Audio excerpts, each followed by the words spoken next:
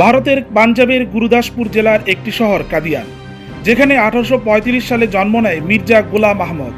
জীবনের শুরুর দিকে খ্রিস্টান মিশনারিদের সাথে ইসলামের পক্ষে বাহাস বা তর্কযুদ্ধ করত সে, কিন্তু ধীরে ধীরে বিতর্কিত সব বক্তব্য দিতে থাকে। 1889 সালে বিতর্কিত এসব তত্ত্বের উপর ভিত্তি করে 40 অনুসারী নিয়ে প্রতিষ্ঠা করে আহমদিয়া সমাজ, যারা কাদিয়ানি নামেও পরিচিত। ব্রিটিশ শাসনের বিরুদ্ধে জিহাদ করাকে হারাম বলে ফতুয়া দেয় মির্জা গোলাম আহমদ, তাই অনেকে তাকে ব্রিটিশদের দালাল বা চর মনে করেন।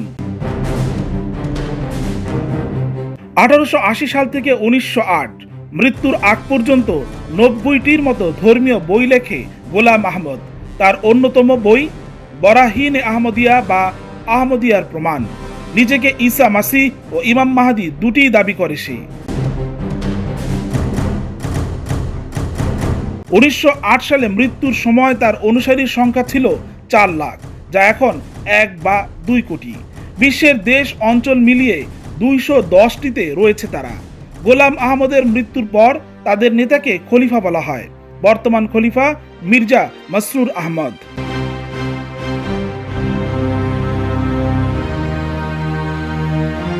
পাকিস্তানের পাঞ্জাবে 1950 সালে জন্ম নেয়া মাসরুর আহমদিয়া সমাজের পঞ্চম খলিফা, বাস করে লন্ডনে।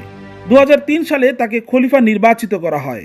1974 সালে কাদিয়ানীদের অমুসলিম ঘোষণা ও 1984 সালে পাকিস্তানে তাদের কর্মকাণ্ডের উপর নিষেধাজ্ঞা জারি করা হয়। ফলে মাসরুরের বাবা কাদিয়ানীদের চতুর্থ খলিফা লন্ডনে স্বেচ্ছা নির্বাসন নেয়।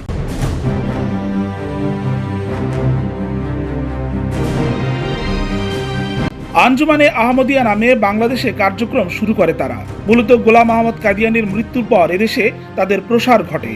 পঞ্চগড় ও ব্রাহ্মণবাড়িয়াতে ক্ষুদ্র পরিসরে আহমদিয়া জামাতের কার্যক্রম শুরু হয়। এখন সারা দেশে শাখা রয়েছে 103টি। দেশের 425টি স্থানে তাদের বসবাস রয়েছে। 1920 সাল থেকে দেশের প্রাচীনতম পাক্ষিক পত্রিকা আহমদী নিয়মিতভাবে বের করে আসছে তারা। এছাড়া তাদের অঙ্গ সংগঠনের নিজস্ব ম্যাগাজিন ও বুলেটিনও রয়েছে।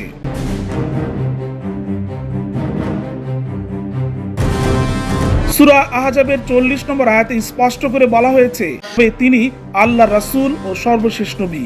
কিন্তু কাদিয়ানীরা খাতামুন নাবিয়্যিন শব্দের অর্থ করে নবীদের মোহর। তারা বুঝাতে চায় রাসূলুল্লাহ সাল্লাল্লাহু আলাইহি সাল্লামের পর তার মোহরাঙ্কিত হয়ে আরো অনেক নবী দুনিয়ায় আগমন করবেন। অথবা অন্য কথায় বলা হয়, যতক্ষণ পর্যন্ত কারো নবুয়ত রাসূলুল্লাহর মোহরাঙ্কিত না হয় ততক্ষণ তিনি নবী হতে পারবেন না। তাদের একটি দল খাতামুন নাবিয়্যিন অর্থ করে আফজালুন নাবিয়্যিন, অর্থাৎ নবুয়তের দরজা উন্মুক্তই রয়েছে, তবে নবুয়তের পূর্ণতা লাভ করেছেন রাসূলুল্লাহ সাল্লাল্লাহু আলাইহি সাল্লাম। তাদের এই মন গড়া অনুবাদ ও ব্যাখ্যা শিয়া সুন্নি নির্বিশেষে সকল মুসলমান নাকচ করে দিয়েছেন। নিজের বিভিন্ন রচনায় নিজেকে খোদা বলেও দাবি করে মির্জা গোলাম আহমদ কাদিয়ানী। আয়নায়ে কামালাতে ইসলাম নামের বইতে সে লেখে, আমি নিজেকে স্বয়ং খোদা হিসাবে স্বপ্ন দেখি এবং নিশ্চিত হলাম যে নিশ্চয়ই আমি তাই। এছাড়া তার 83টি বইয়ের সমষ্টি 23 খণ্ডে প্রকাশিত রুহানি খাজায়ান বইতে একই কথা উল্লেখ রয়েছে।